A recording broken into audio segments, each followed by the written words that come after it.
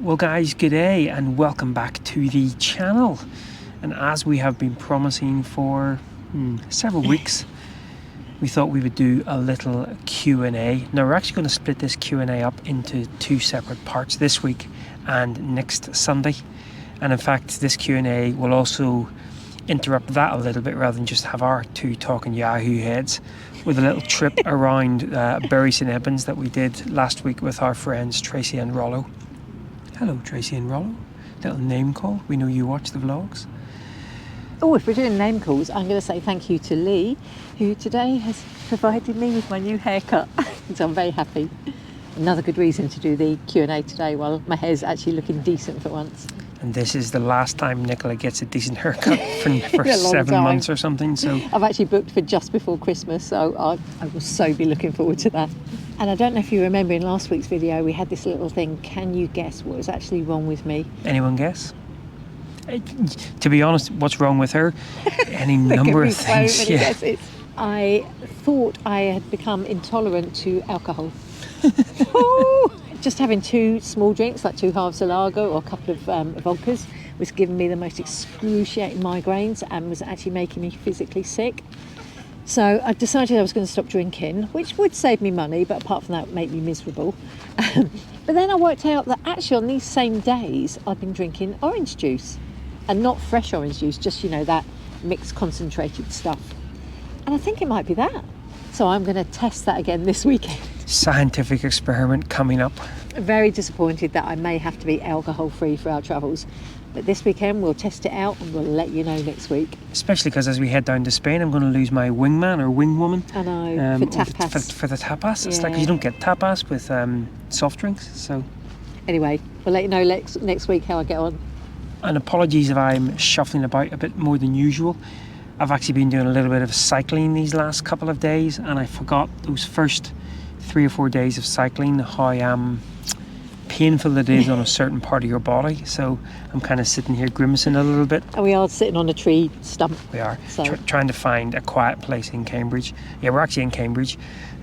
Was reasonably difficult, and of course just when we were about to sit down and do the Q&A. So guys, this was supposed to be a Q&A. For a long sausage. We'll be right back. Yes, somebody needed fed. Not Hang water. on a minute, you wolfed that down too. Well, you know, I'm your wingman when it comes to hot dogs. So yeah, what we'll do is we'll answer a couple of questions now. We'll then cut out to our little trip around Bury St Edmunds, and then we'll come back and answer another question, and then we'll have the second part of the Q&A, along with our last week wrapping things up, trying to get packed up ready for Europe next Sunday. So without further ado, question number 1, which came in on YouTube, Beth W470. What do you like best about your camper van? Do I have to limit it to 1, or can I say A couple maybe of things. 3? Hopefully I'm in there. You like me I about the forgot camper about van. you. You're a taxi driver. I'm going to say 3 things. I mean, there's loads of stuff, but these would be the 3 most important things for me, I think. 1, and this is probably the most important, there is so much storage space in our van, believe it or not. And I can get things in spaces Nigel doesn't even know about, which means I can smuggle little bits and pieces in. I think we've mentioned this before, but the little side cupboard, I'm actually not allowed in there to get things because, yeah, and let's just say Nicola has a very good skill of stuffing things inside of things. So while it may be a pair of boots, it could be a pair of boots with a pair of shoes plugged inside, with a t-shirt plugged inside that, with something else inside that. Yeah. You have to be creative with your storage. But literally the amount of stuff, when we've said this many times, when we unload at my mum's house, I can't believe it fits in the van. And when we've been to the camper van shows and things, the amount of, or the lack of storage that we see in a lot of these other vans is just poof. But yeah, for a just over 5 metre long, for a long wheelbase VW, we have got some heck of a storage. It's brilliant. And this leads me into my next bit that I like, and it's the size. And I know that sounds weird because it's a small van, but because it's a high top, It's what you do with it. it's because it's a high top, that allowed us to have space for the storage. Yeah. So I like the fact it's high, but I also like the fact it's small. because we fit in normal parking spaces. And on the rare occasion I drive the van, my big issue about driving it is I can't judge the size. So the smaller the better for me. Yeah. And some of those roads that we were driving around in both Scotland, Ardnamurchan, and also in County Donegal, just again reminded us that having a smaller van really does have its advantages. And now that we have removed the bike rack, we really can fit in a normal parking space, even if we're backing up against another car or a wall or something. So don't get me wrong, 6-metre van with all the luxuries would be nice, but actually having a smaller van has its advantages. And I guess that kind of ties in with my last one. I'm sure I'm going to have said the 3 things that aren't the most important to me because I haven't really thought about it, as usual. I gave her homework about 2 weeks ago. Here, Nicola, here's the questions that people have asked. Have a wee think about them. Yeah. Oh, look at this fluffy dog. Now, again, this is going to sound really weird considering the size of our van, but the amount of living space we have. And that's because we've got a long wheelbase, and when we turn our front seat round, we've actually got a really big square area you can move about in. Now, I love the Sprinter style vans with the bathroom and the bed, but you've got this tiny little corridor, and I just feel like I can't move in it. I find it a bit claustrophobic, whereas ours, you actually do get that big space in the middle. So I like that. No, it is. It's really good. And as I say, it was interesting back whenever we were at Lake Garda, and we'd had our nightmare day trying to get sort of back on the public transport. We both came back into the van, and we both almost in unison said, "Oh, it's nice to be back home." And we all kind of looked at each other and went, "It really does." Especially whenever it's inclement weather outside, it really does feel quite snug, the size and everything. And to be honest, I probably wouldn't add anything to those bits. These are all the things. I just love having the van simply because it allows us to travel.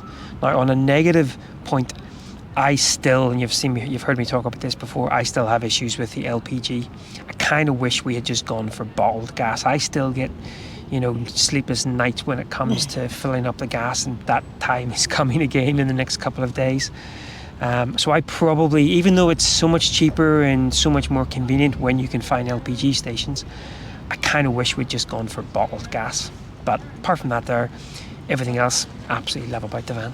Oh, hang on, what have I done here? I've opened up the floodgates to negativity. Well, you know me, I'm quite negative anyway. But yeah, nobody actually asked us about what we didn't like, funnily enough. But I've said this before, for me, an indoor bathroom, well, not particularly the shower, because we can make do with showers elsewhere and stuff. Being able to go to the loo on my own would be nice. And having a fixed bed. It's not a spectator sport, people. It's not a spectator sport. And just sometimes you want to go and lay out, or if I've got a migraine or something, I want to have a lie down, and it would be nice just to be able to remove myself from the main part of the van. Absolutely, but of course that then would come with additional size. Yeah. I think the only time we notice that the van kind of is a bit of a downstep from having a table and stuff is when we're actually stopping for like a cuppa or for lunch, because we have to kind of shuffle a lot of things around to be able to sort of do that. When we're sort of parked up for a few days, we can make it into a little homely area. Yeah. But just those times when you have parked up, you're only there for maybe half an hour, and you need to sort of shuffle things around, move things into the front cab. Whereas obviously with the Sprinter and the Crafter type vans, your table is already there. So we've looked time and time again at the bigger vans, the different design vans, thinking maybe we should change, maybe we should upgrade, whatever. But it's still, the negatives we have are still far outweighed by the positives compared to other vans. Well, for me anyway. That's why we've stuck with what we got, really. I think it's more to do with the fact we'd have to spend 60 grand to get one. That as well, but we could get a second-hand one. We could get a second-hand one. But we look around and go, you know what? It's really hard to beat our van. Yep. For us, that is. It Absolutely. Works for us. Works for us.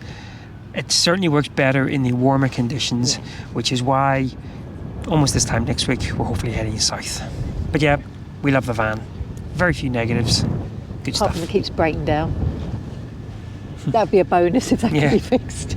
Next question. Right, this is another YouTube from Walking Off the Beaten Path. Thank you very much. Hello. What do you guys tend to cook in the van do in the evenings? We rarely see inside the van in the vlogs. There's me shuffling. Rarely see inside the van. Normally because I'm moaning in the van. Hang on. Actually, I'm always moaning. Hang on, wasn't the first question, what do you love about the van? Oh, we love the van, we love the van. Now you're moaning. Yeah, usually because I've hit my head or Oh, bashed my hand on something or whatever. Well, actually, Anyway, I'm digressing. the interesting part of that question was, what do you guys normally cook in the van? Plural. I think you should answer this one because I never cook.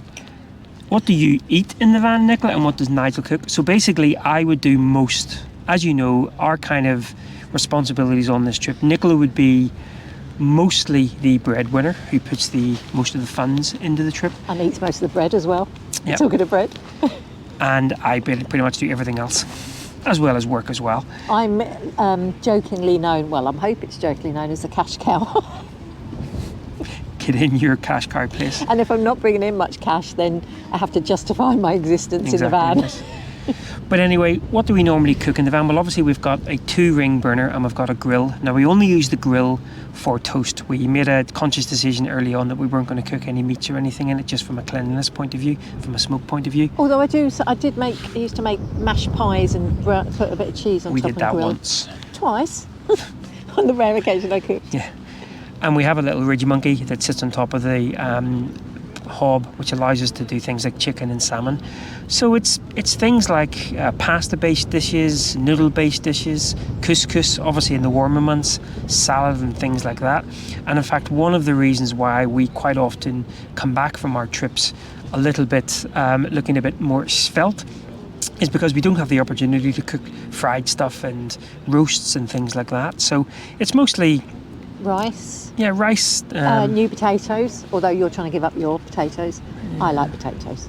But yeah, just basic things like that. We certainly don't push the boat out when it comes to, if you go onto some of these hashtag van life channels and they're cooking all of these poke bowls with goodness knows what else in them, there's no point in me putting all of this effort into it because Nicola will wolf it down in about 14 seconds and then go, what was that? Where are we? Well, one thing I would say, we have zero waste when it comes to food. Yep. Because we've got quite a small fridge, we will just buy exactly what we're going to eat for meals. So we'll plan 3 or 4 days worth of food, we'll buy it fresh and we'll just eat that. Yep. So we try to, partly for a cost point of view, because I would buy everything in the shop, but that's why with the small fridge we can't buy everything in the shop. So we just buy for our meals, we make sure we eat it. I hate to waste food because it's so expensive and also hate wastage. So we're very good at controlling, I think, what we buy in that respect. Now, we do still buy rubbish. We do occasionally, when I do cake, biscuits, chocolate and all sort of thing. But certainly for meals, it would always be fresh. Pasta-based dishes, rice-based dishes, sometimes noodles and couscous and then salads and things like that. And I would say mostly like chicken or salmon or cod. Yeah, very, very little very red meat. Red meat. Occasionally I'll make a chilli. Would like to be able to do a baked potato in the and this one here, having been converted to the air fryer. If there was an air fryer you could run off a USB, it would be amazing. It would take about 9 hours to cook an egg. I love air fryers. But yeah, so, and of course, if anyone's got any tips for healthy sort of dishes that you can cook on the hob or in the Ridge Monkey, let us know. Yeah, because I don't know if you're the same, but we tend to do the same things over and over again. It does get a bit boring. Which I'm completely fine with. I'm not. But 2 days in, Nicola's kind of wanting to poke my eyes out, so we have to keep it interesting. And then for lunches, we tend to do things like soup or beans or eggs. Cheesy Beano brown sauce surprise. Yeah, you don't want to be making that. Don't knock it till you've tried it. So yeah, we're not very adventurous, not very exciting. Quite plain eaters, I Maybe would say. that'll We like a change bit of this year. chilli. We spice a lot up with chilies. I love me spice. Yeah, but we'll show you some meals. We'll do that. And Nigel will. Lucky, exactly. Lucky you. Right, guys. Before we carry on with our little Q&A, as I said, a couple of days ago or last week, we had a couple of days with our friends Tracy and Rollo, and one of those days we got very fortunate with the weather again, and we headed over to Bury St Edmunds, a town that neither of us have been before, and it turned out it was pretty nice. We hope you're enjoying this little Q&A, but a little bit of a break of just us two yabbering onto the camera. We're actually over visiting a couple of our friends, Tracy and Rollo. I believe they'll probably be watching this as well. And they have brought us over to Bury St Edmunds, a town that, despite living in Cambridge for 20 odd years, I don't think I ever visited, and we have picked a rather spectacular day to come visit as well. So we're just walking around the outskirts of the old Abbey grounds at the moment, and Tracy was keen to show me a nice little tourist trail as well, the tourist ale trail. But yeah, we're going to have a wander around the town first of all and see what there is to see. Full stop. Can't believe I live in your thoughts. I think about you all the time, morning, evening, and midnight. Such a wonderful delight. I have to say it's pretty impressive. And I heard Nicola say off camera again, we lived here for all of those years and never been over. Apparently the abbot from these parts, who died in 1097, so it gives you a bit of an appreciation as to the age of the place. But you know us, and information, factual information, most of it we've just pulled out of our posteriors. More impressed though with the weather. First little bit of heat that we have felt since, probably back in the Slovenia days. And it gets us a little bit excited for what's coming up in the next couple of weeks. But we'll talk about that in a bit. Actually, you can probably, if I link up here, you can probably catch up with our plans, which are still hopefully on target. Let's carry on bimbling and wandering. Getting hungry and thirsty though. So slow, hold you in my arms, won't let go. The world around could pass us by, a thunderstorm, a lightning strike, as we hold each other tight. So I would love to give you the story behind these houses, but you know us again, no idea. But look at how the houses have actually been built into the rock. And of course behind us here, the abbey, which wouldn't be out of place in some of those little medieval villages that we've wandered through in northern France. And actually, even though it is a very sunny morning, it's actually not too busy as well, so really beautiful. Yeah, you can see how they've kind of built almost like little troglodyte houses from central Spain. And the weather reminds me of Spain too.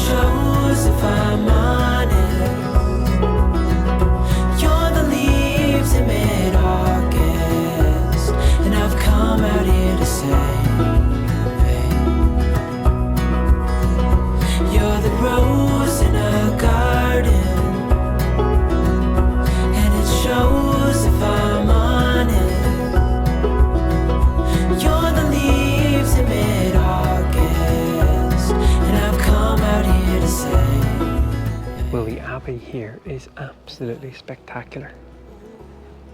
It certainly rivals some of those that we have visited in, as I said, in France, and some of the cathedrals in Spain and in Italy and in Greece.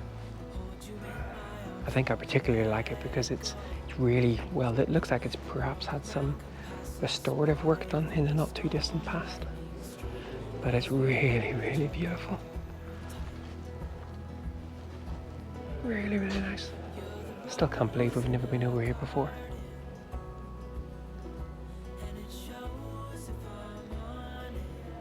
Beautiful. You're the leaves in mid-August, and I've come out here to say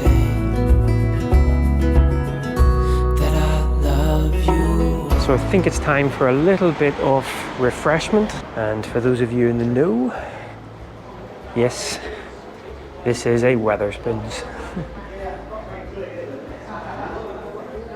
which of course, as is quite often the case, does commandeer some of the most spectacular old buildings in a town. Wow. Now that is impressive.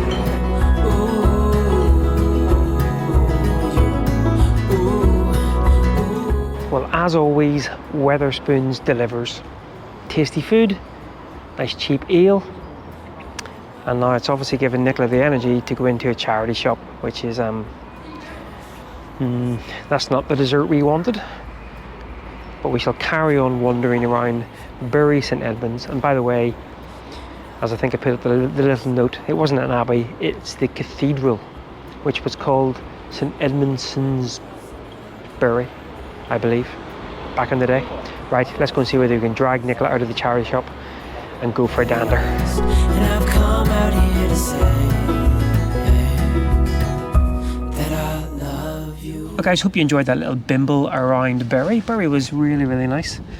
It was. And there were one or two many charity shops, which is actually... Oh, yeah, it's amazing for charity kind of shops. once we had kind of finished with lunch, and then Nicola and Tracy went off doing the charity shops. However, there also was some nice places to have ale as well. So we have promised Tracy and Rollo that when we're back at the end of the year, we're going to head into Bury for Christmas. And they have got a little camper van stopover, £3 a night, I believe. They've got 4 spaces there, so you could actually stay 5. overnight as well. You know, I like to correct you, it's been a while. Not for me, it hasn't. And I think it's £4 something. Right, Nicola, moving swiftly on. Yes. Hang on, let me just get myself comfortable. Next question, please. Right, another YouTuber, WJK Lewis, hello. How do you go about finding a repair garage in an unfamiliar place? Oh, repair garages. So as you know, we have had 1 or 2 incidents on the road. Some of them... Put my hand up to answer. No, not my fault. To answer the question. Yeah. No, sorry. Some of them kind of self-inflicted. Some of them basically because we do believe we have a Friday afternoon job on the VW engine. But yeah, how do we go about finding garages, Nicola? I will Google, because I Google everything. And I normally look at the reviews and comments, etc.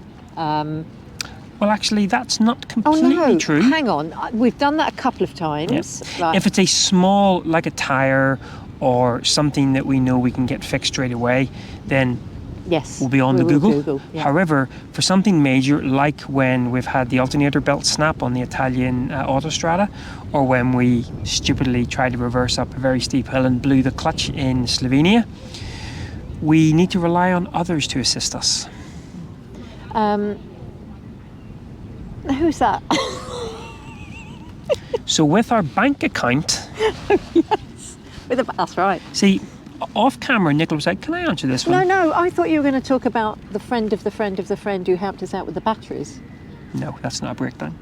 Well, it kind of is. The batteries weren't working. No, this is the van. Oh, okay. Sorry about that then. Yes, right, again. Which I did deal with this, so I am useful in doing this sort of thing. I contacted our breakdown company. Yeah, we're a breakdown company free with, well, it's not really free because we pay a fee, but with our bank account. Yes, and that, if you're interested, is nationwide, and it's gone up, it's £18 a month.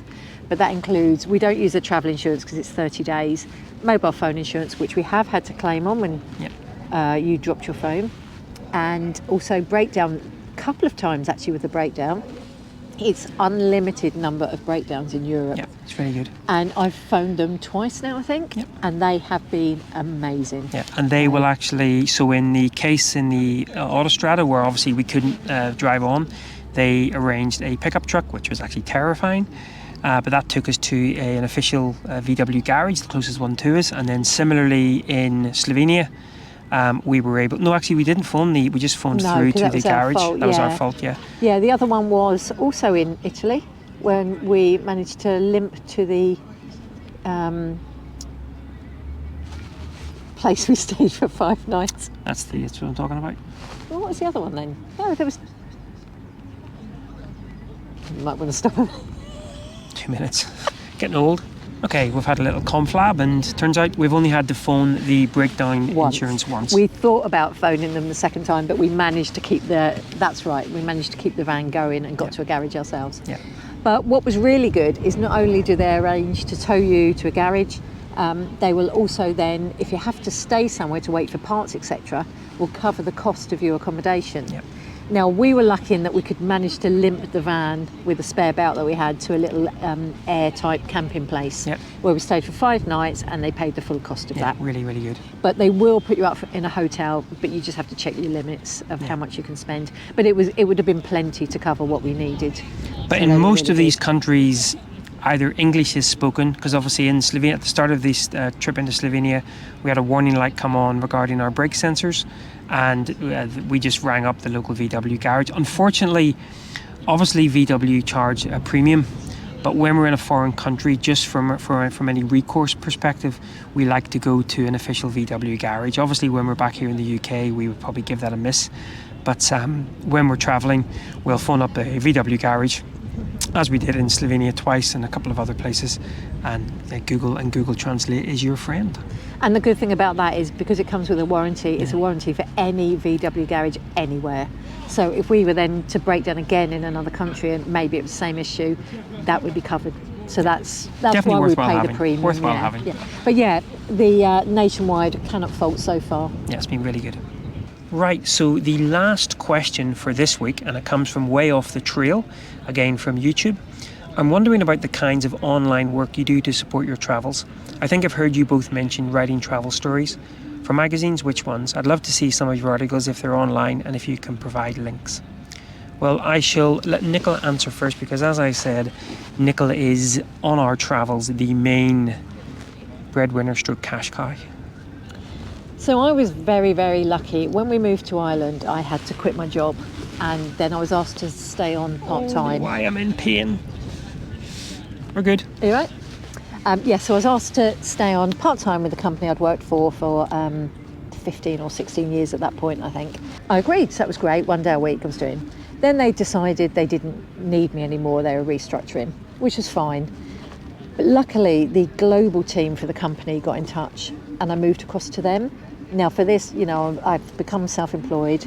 I was doing ad hoc work for them. Now over the last 5 years, that has really continued to sort of ramp up just a little bit at a time, which has been great. It's really good. Now I don't get any benefits. I don't get any sick pay, any pension, anything like that. I'm purely self-employed, so I just charge an hourly rate. But it works out now, I tend to work between 40 and 60 hours a month, so 10 to 15 hours a week. And I work predominantly with one other person, and she's based in the States, which means she doesn't come online until my afternoon. I usually will be working first thing in the morning, last thing in the evening, or over a weekend, so that we can actually go out during the daytime.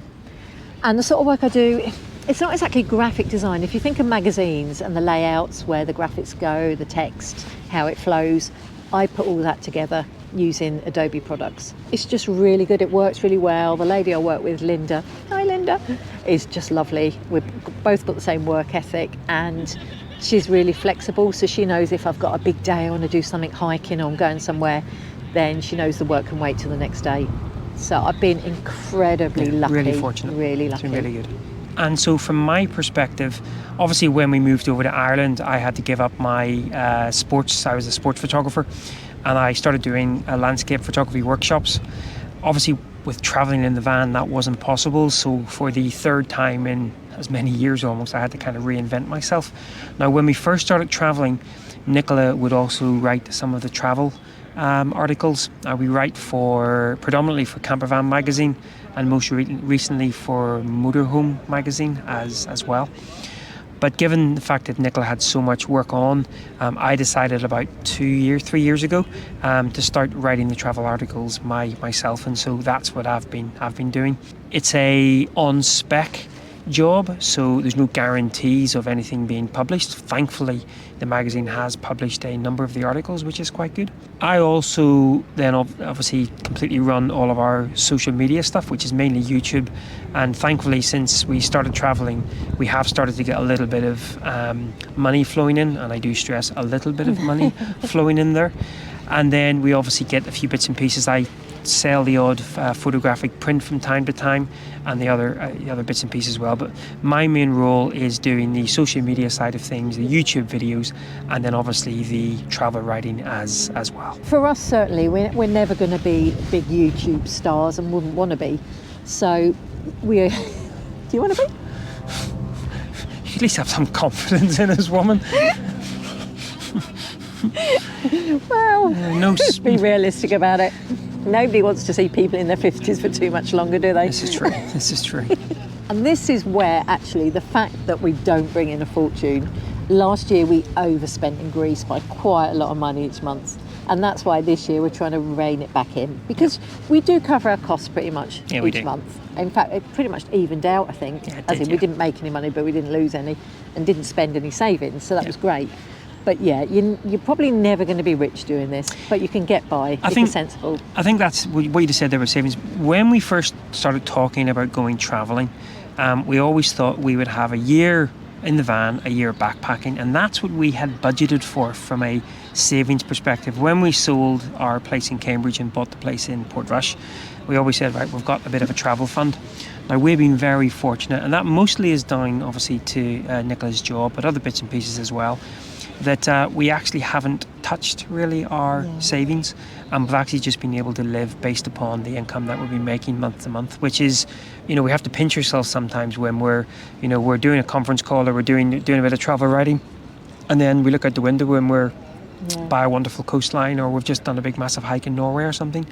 So the privilege is not lost on us, and we're certainly looking forward to getting back on the road again, and I think this year writing a couple of more stories. Well, I think this year my aim with regard to money is to end the year actually having saved a little bit of money, if possible, because we still have plans to backpack. And despite what Nigel may say, I want a house again one day. I do. I don't think I could do this forever. And so if we can even put a little bit away each year, it will help. But we are very fortunate. Yeah, we are so lucky, and that has largely been down to the fact I've kept with the company I've been with. And you work damn hard, girl. You do. Yeah. I mean, everyone works hard, don't they, generally? But I've seen some people who are complete wasters, trust me. But I like my job, and it, for me as well, something which maybe a lot of people don't appreciate or don't feel, is it actually gives me a bit of purpose, because being on the road can be quite unstructured in a lot of ways, and finding a bit of purpose in your life is quite important for me. I like to be useful, I like to be achieving something, and even if that's only doing a good job, that's quite important to me. It's quite profound, isn't it? Spend more time making dinners though. I don't like cooking. I like eating, I don't like cooking. Really? We hadn't spotted, sure we hadn't, folks. Right, well, we're going to wrap things up there. Now, there is still time to ask. We've still got a few questions still to answer, which we'll answer next Sunday. But there is still time to get any other additional questions that you have been meaning to ask, or maybe what we've talked about today have kind of triggered you to sort of ask another question. Please do put those in the comments below, and we'll get around to answering those next Sunday. And the big question, what made us decide to travel? Now, that's a big question. Why and travel? I'm going to think about that long and hard, because it wasn't straightforward. Why You're going to wish you didn't ask. Why travel? That's a big old question. But yeah, that'll be coming next week, along with, as I say, our final week, packing the van up, getting bits and pieces ready. I also have to nip back down to Bournemouth tomorrow, which will be in next week's vlog, to get more checks done on the gas. But I guess that, as always, guys, will be a story for next time. Well, I'm going to, if I can extract myself, if I can extract this tree stump from my posterior, I'm going to get up and get back on the bike and cycle back. I've got a little bit of room left in my shopping bag, not much. Nicola's going shopping. Actually, most of the stuff is his. So, in fact, I haven't bought myself anything today. No, here we go. Getting withdrawal. Right, guys, well, once again, thanks a lot for following along, and until next time doing another Q&A and departing the UK, take care. Bye-bye.